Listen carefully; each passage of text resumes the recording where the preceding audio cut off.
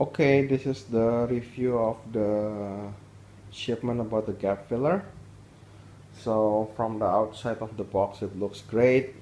Seems like there are no damage on the box. It was covered in kind of like of a sheet wrapper and it's still in a good shape. No tear, nothing. So when we lifted up the stuff, the box still actually everything is in a good shape. It's like so packing material, it doesn't look any problem. Now when we actually move the stuff up the box and then take out the equipment, and then we see that the equipment have problems. First of all, if you take a look, there are no cables for the power. So I don't know whether that's a standard without cable, but normally when we get shipped it comes with a cable. And then the box have a latch with a key, but there are no keys provided on the, so we definitely need the keys. Okay, so we definitely need the keys for that. Okay, and then now the biggest problem is this part is broken. Basically during the shipment it seems like this one was dislodged from the position. Okay, and then so we have cables that is broken. If you take a look that things, this cables is broken, it's broken apart, so the connection is broken. So that's one of the things, but at least that's just a cable. So this cable, however, it's pretty bad. It's actually ripped the PCB of this unit, really. If you take a look here, so the connector is get ripped from the PCB, and then here the other connector is actually broken. The cable was broken, and for this side, which is located on the bottom, actually this kind of like survived, but at the same time you can see that the cable is start to break. If you take a look these things, this side that I shown, this part is pretty much almost like torn apart. It's not torn yet, but it's basically almost gone. So we do have a problems here. And then I think the reason is that the mounting, the way the mounting is designed for this new bandpass filter is an afterthought. Okay, you take a look, the mounting is really bad. You can see it's actually loose. It's like it's flipping around. I mean, if you want to do something like that, you need to have more lips on the bottom here. I'm trying to get a bigger pictures. If you take a look, the lip is not even an inch. It's way tiny.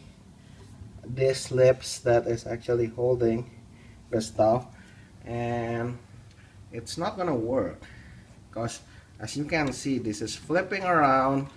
And what happened, I think it's actually during the shipment it's actually hit this box a lot. If as you can see it scratched a lot, this caused from the bandpass filter, and for whatever the reason it's knocked these things down from the secured location. Okay, I also only find three screwdrivers, three screws that actually attach the box. This, I don't know what is this. It's probably the EOCR. It's a ECS 2000. So probably not, only three screws so far. Okay, it's three screws, and then there are soldering joint that is broken. I'm not sure what is this where this one is coming from, but just to show, it's actually there are solder joint that is broken. So we've been trying to locate another screws here, and so far we cannot find where is the screw. So I don't know, is that really only screwed with 3 screws, and that's why that's the reason that this thing's broke? Or is it really secured by 4 screws and we need to locate one more screw? That's a question that we need to figuring out, because if it is really secured by 4 screws, we definitely need to tear these things apart to look where the last screw is. We don't want to make short on anything just because there are dangling screws anywhere. Okay. On the other hand, that this unit, the control unit, have an Ethernet connections, but the Ethernet cables here is not connected all the way to the bottom of the connectors. So I mean, there are the provided Ethernet connectors, which is, I think it's weatherproof and everything, it's not connected anywhere. That's something that I don't know whether it's actually shipped like this or it's actually should be connected. I mean, my assumption is we should at least provide a network cable that is actually connected from that side all the way to this side, right?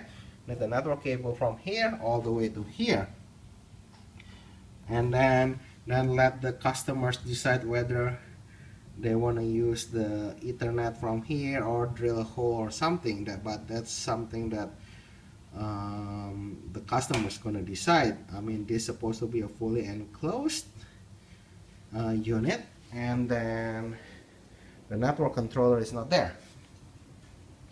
I mean, this is going to be on the outside. Cannot assume that there will be Wi-Fi. I don't know whether there is a Wi-Fi unit on this one, but yeah, that's something that we need to talk. But the main concern right now is that this unit, the EOS, I'm sorry, it's called the ECS 2000, serial number 1407230010814, is at this moment is damaged. I mean, so cables are broken. There are 3 major cables basically, and all the cables that connected to this unit is damaged, need to be replaced. And I don't know about this unit, what we want to do about this, because technically the connector is stripped apart from the board, and this is an RF connector. So if we actually rework the board, try to fix the the path and everything with the soldering, I'm not sure whether that's actually good. And then yeah, or what do we want to do? Do we want to replace the board or what? Yeah, so that's basically what it is. Okay, this is, what date is this? August, tanggal berapa sekarang, Pak? August 25th, 2014, reporting about the first shipment of the gap filler, which we have a problem and things is get damaged. Okay, my suggestion is, of course, we need to fix about this, but at the same time need to figuring out what want to do with this bandpass filter standoff. I mean, if you take a look, I don't know whether it can be seen, this lips, it's very tiny. There is no way putting a lips that small will hold the weight of this bandpass filter.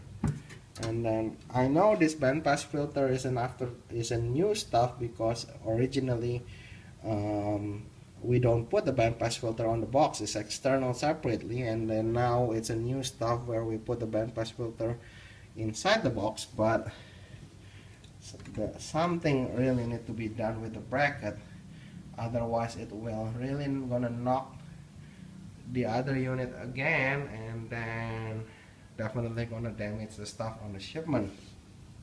Now if you take a look at the bandpass filter, Don't know whether it's visible or not. See, because of the friction between this bandpass filter and the EES 2000, some of the knob to adjust, some of the screw to adjust the bandpass filter, it's even scratched, so the black paint is worn out. So we definitely need to think about this problem, find a solution fast, because the customers honestly paid in full already, and then we need to figuring out. Yeah, on the side on the top, some of the stuff gets scratched here. I think this is basically through the shipment. Because that box is loose and it scratched the stuff. Other than that, honestly, everything else come in a good shape. I mean, the outer box itself doesn't have any scratch at all. So basically, the way I see it, this is kind of like an afterthought on the design of bracket and where it's actually located, and we need to confirm about the number of the screws. Okay.